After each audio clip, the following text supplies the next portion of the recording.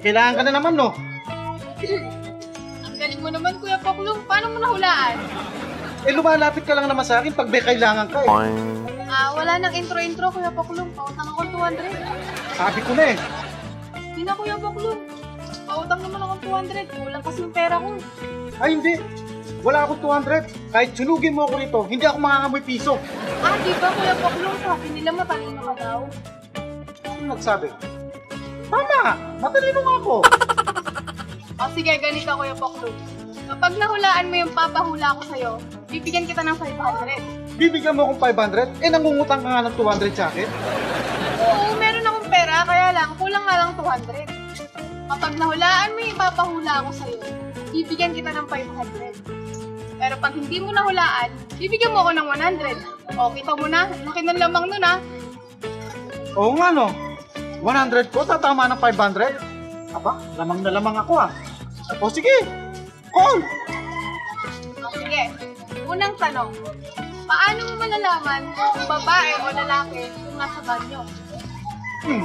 Diyan ako magaling. Siyempre, bobosohan ko. Hindi pwedeng bobosohan. Kailangan nasa labas ka lang. Di ba pwede? Sanay pa naman ako sa pagboto. Paano? Basta nasa labas ka lang, huhulaan mo.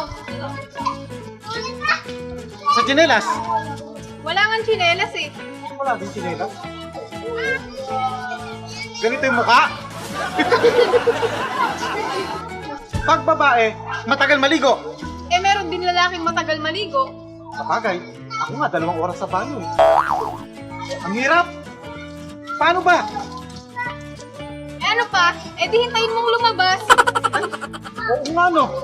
Paano ba yan? Talo ka 100.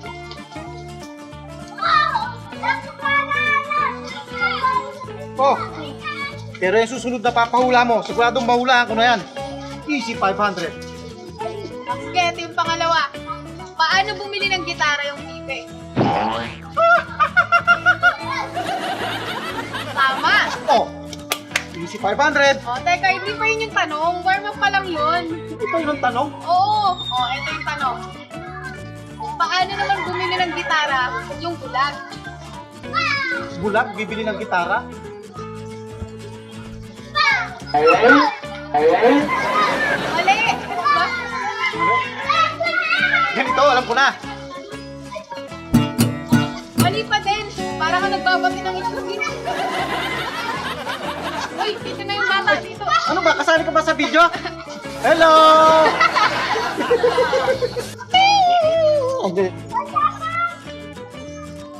Hirap ba?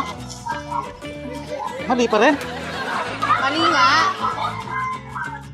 Hindi talaga ganyan. Mali din. 500 na to eh. Paano ba? Ano pa? Di pagbila ng gitara, nakakapagsalita naman yun, bulag nga lang. Ay! Tanga ko talaga, no? 100 ulit.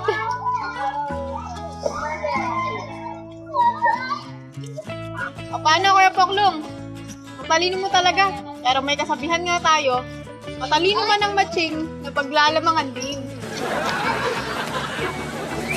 Oo na! Ginawa mo pa akong unggoy!